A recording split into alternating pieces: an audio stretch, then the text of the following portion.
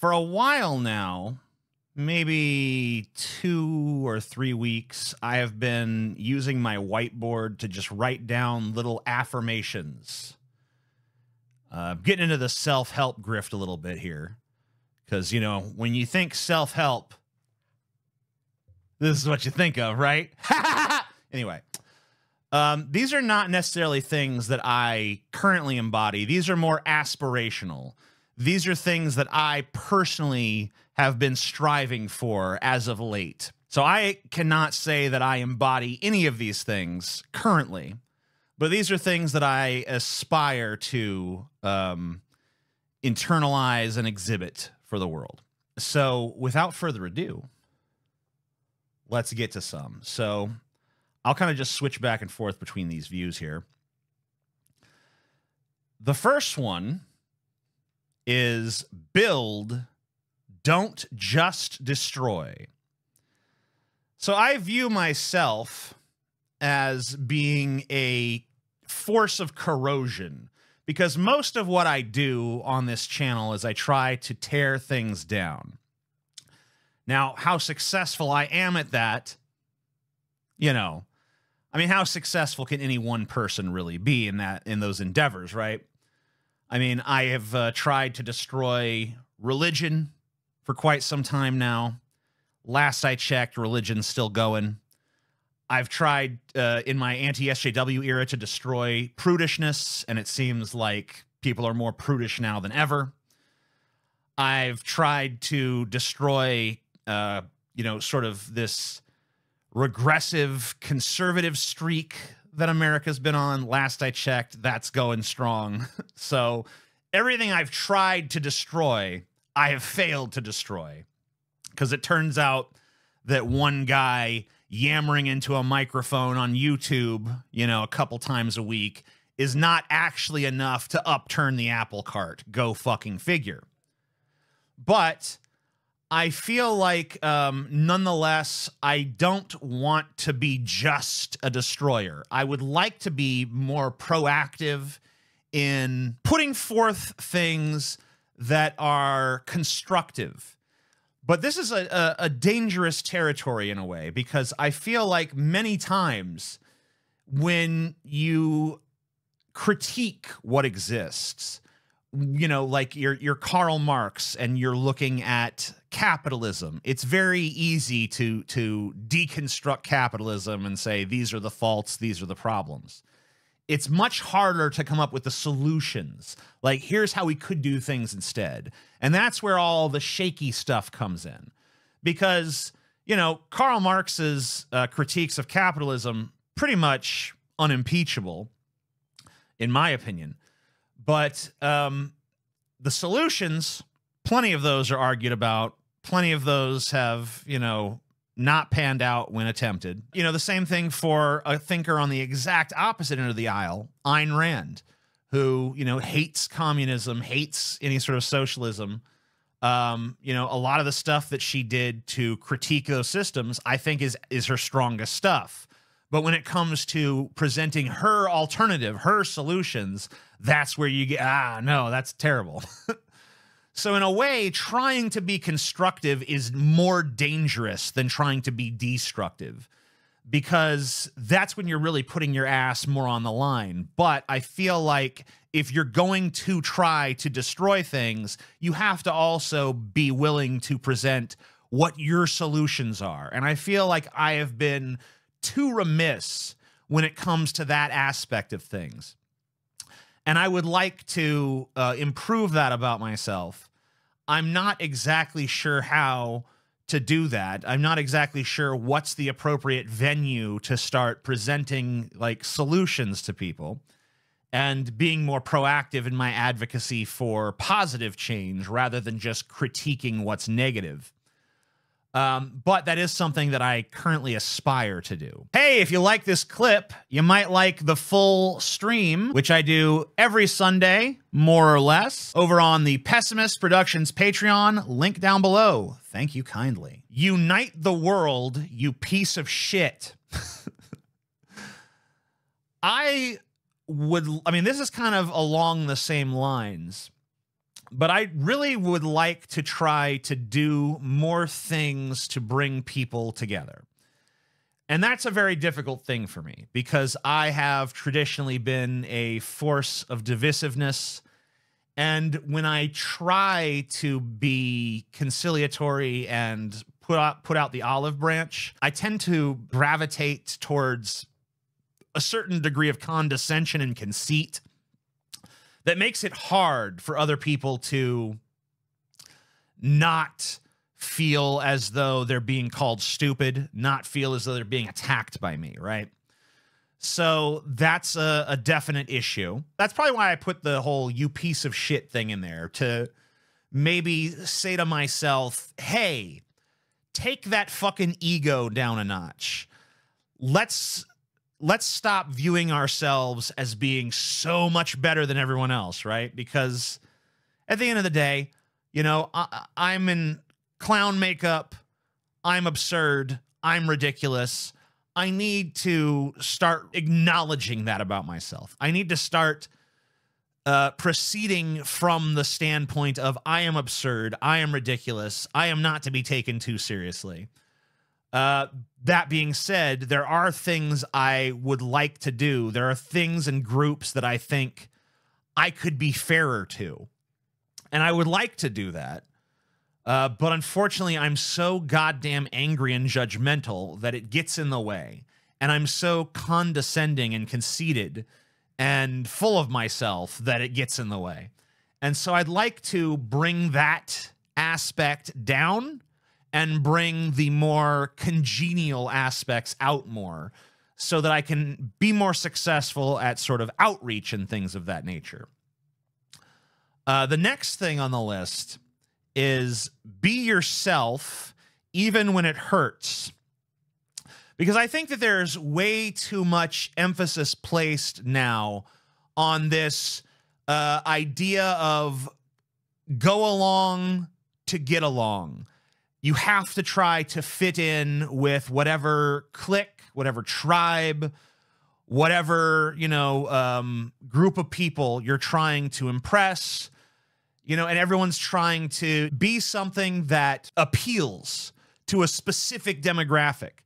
And I feel like that sort of mentality limits authenticity. And I think that you have to come real to people. You don't have to, obviously, because there's plenty of people out there that I think are horribly inauthentic and still manage to have, you know, huge audiences. But for me, I gravitate towards people that I see as authentic. And so I want to feel like I'm also projecting that authenticity into the world. Even when I have a thought or an opinion or something that might be offensive to somebody or might be something that is challenging to someone who otherwise might agree with me, I still want to have the internal strength to put that out there into the world. And I feel like too many times I have held back because I don't want to offend like the base or the tribe or the clique or whoever. And I really want to get that under control and start to be more fully my authentic self. And I don't think I struggle tremendously with this, but there's still too many instances where I can see myself saying things in a, maybe not necessarily saying things that I don't believe, but saying things in a way where I'm mollycoddling people who, you know, I'm trying to, you know, impress. And it's like, does this one contradict the previous two? There has to be sort of a balancing act here, I think. And it's hard to know exactly where that balance is. And especially for someone like me who's not particularly strong with the balance thing in the first place. I tend to be a person who gravitates towards extremes. And I want to be somebody who can, you know, simultaneously do that, but also kind of try to find the middle ground, try to maybe explain myself a little better. And, obviously there are instances where you're not going to be engaged with in good faith and people are going to take things out of context and so on and so forth. But I think that it's always incumbent upon me as a creator and someone who puts their opinions out there in the world to try to find that authentic space and try to help people to see what's really going on and to share that thought process as much as possible, and not just share the conclusions, but to also give people a window into the reasoning behind it. Now, sometimes that can also present its own challenges because a lot of people are not patient about nuance. A lot of people, their attention spans seem to be limited to sound bites. And so there needs to be ways to cut through that. And that's something I've been struggling with, something I've been trying to, like Georgie there with his little fart comment, right? Like, what am I supposed to do with that? How can I fucking possibly reach someone who's just like, fart, But I have to try. I have to put enough out there that there is a chance that the, slack jaws and the vacant eyes can maybe grasp something. And see, I'm being condescending again right now. So, it's a very difficult balancing act. And I want to try. That's why these are aspirational, because I haven't figured this shit out. But this is just things that I long for, things that I want to be true about myself. Philosophical positions that I want to internalize and externalize successfully and be a better communicator. Here's another one. Save the world from itself. Now, this might be perhaps, I was talking in the first two about reducing hubris, reducing conceit, reducing condescension. But then this one is very conceited because it's basically states that the world is bad because the world is wrong, because these human beings that populate it are essentially slitting their own throats and they don't see the truth the way that I see the truth. So I need to go and save them from themselves.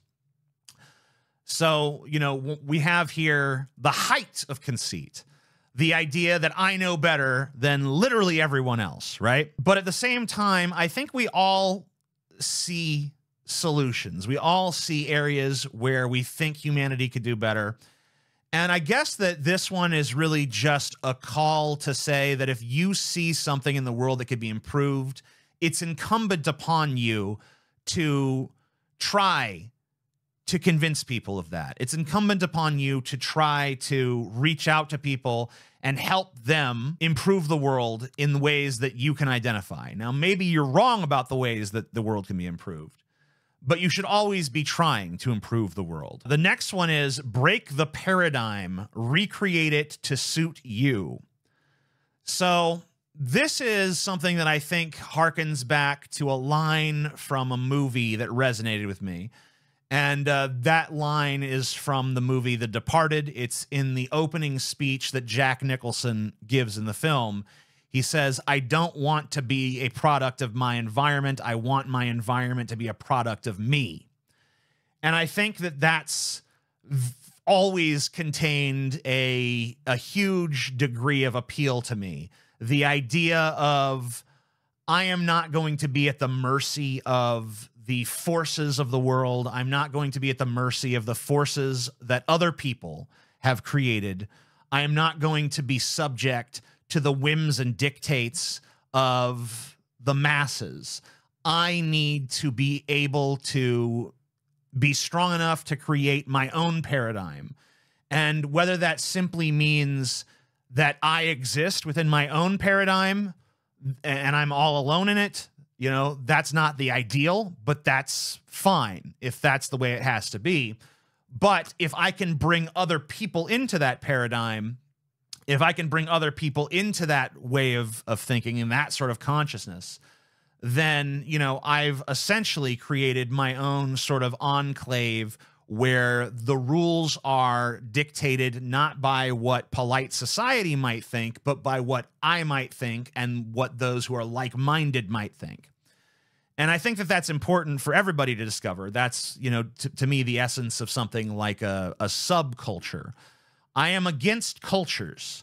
I don't believe in cultures. I don't believe in traditions, but I am a big proponent and fan of subcultures, of the idea of we're not bound together by tradition. We're not bound together by, you know, established precedents of behavior. We are bound together by a mentality. We are bound together by an idea or a conclusion that we have all drawn, maybe with each other's help, maybe independently from one another, but we are galvanizing under that banner, under the banner of here is something that we see differently than other people. And, you know, and then we become our own sort of clique, we become our own sort of tribe. But, you know, obviously being careful not to become too dogmatic in that sort of tribalism. The next one is be too fascinating to look away from, which this one might not apply to every single person out there. Not everyone wants attention and eyeballs upon them. But if you're someone who is, like me, trying to speak your truth into the world, or the truth into the world, whatever the case may be, because I think there is personal truth and then there is the actual truth. And, you know, many of the things I talk about on this channel or in other venues are truths that are subjective. And, you know, in the realm of subjectivity, there is no quantifiable, point-toable truth that we can just say, this is it. This is the concrete facts of reality. Instead, we all kind of have to search ourselves, do some introspection, do some extrospection, if that's a word, whatever the case may be. Look within, look without, see the world, see the way the pieces fit together, see ourselves, see what our own motivations are, all that kind of stuff. And if you're someone like me who is trying to speak into the world, not just trying to find your own path of existence, but trying to influence and affect other people, then I think it's incumbent upon you to find ways to be fascinating and compelling to other people. Because if you're not fascinating and compelling, then no matter what your ideas are, they're basically going to spin their wheels in the mud. So I don't know exactly the ways to do that. You know, sometimes the way to do that for me is being loud and boisterous and mad and angry and fuck this shit. Other times I might go with a different approach, like painting myself up like a clown, or simply, you know, making some jokes and some humor that I think might appeal to people, or whatever the case may be, because different sort of ideas are going to require different approaches and different sort of ideas of what is the presentation for this.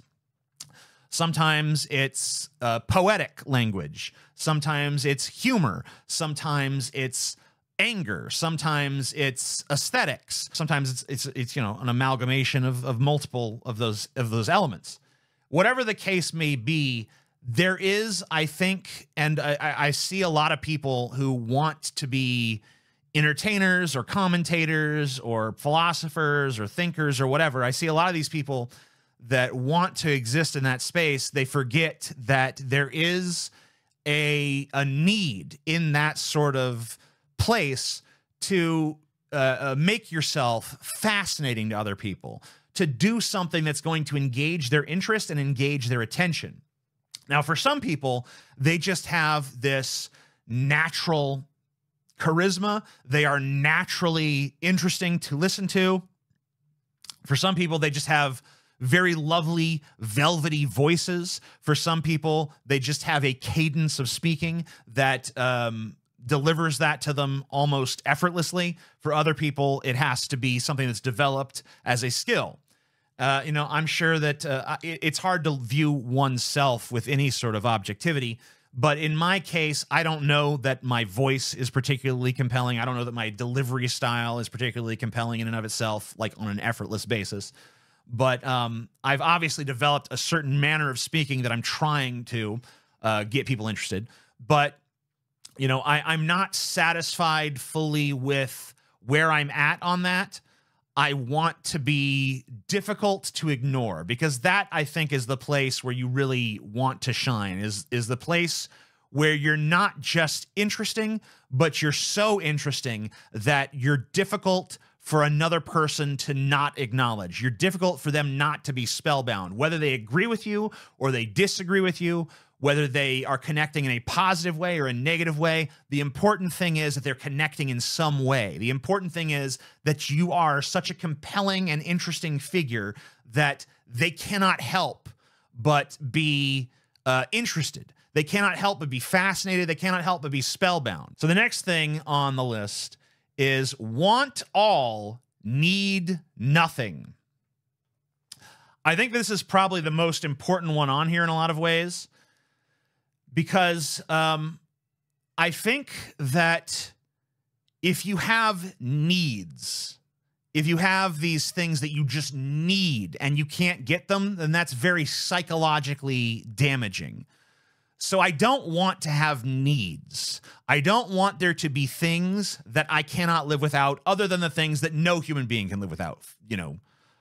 Food and shelter in the cold, or oxygen. Those sorts of things that no one can live without.